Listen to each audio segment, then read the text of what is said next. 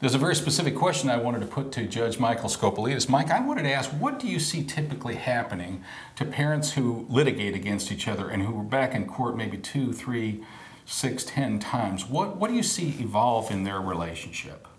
Typically, the arguments get more intense, their tempers are shorter because they've been spending a lot of money, they've invested a lot of money in fighting with their spouse over several months, sometimes several years, and they know it's costing them more money to be back there, but they don't know any other way to resolve their dispute than bring it to a judge and have a judge decide. So tempers get shorter as the hearings continue to increase in number. And in my experience, more and more things start to look like legal issues that aren't legal issues. You know, what time do we pick up the kids? Where are they going to go to school? What summer activities are they going to get signed up for? What are we going to do about discipline? Who's the better person about getting the kids? None of these, to get the kids to bed, none of these is a legal issue. They're mom and dad issues, but they all start to look like legal issues after a while. Charlie, practically none of them are legal issues. They're almost never legal issues. They are personal family issues that don't belong in the courtroom.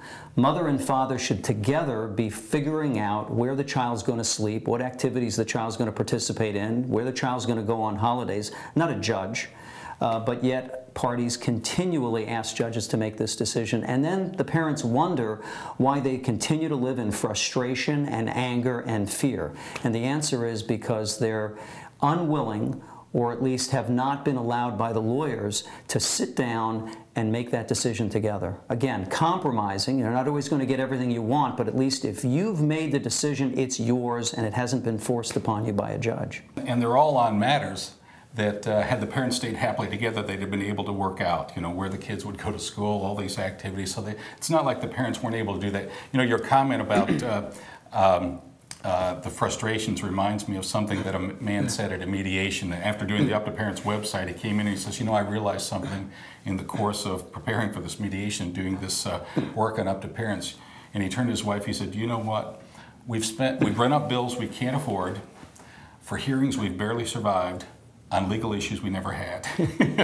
And we laugh, but it's sad that real people are suffering this and that their children are living in that rather sick ecology. Yeah, but we've raised these parents to believe that this is the way they have to resolve their disputes. We also have developed a culture over the last 100 years in which we've given parents the impression that because they're ending their marriage, that somehow has to change their relationship as parents, and that is absolutely not true. When they were living together, they still had to resolve issues on where the child was going to go to school and what doctors they were going to go to and where they were going to go on holidays. None of that changes just because they're getting a divorce, but for some reason parents think it does, and that because they're getting a divorce, they can no longer reach agreements on those issues or argue through them so that they can make compromises on those issues.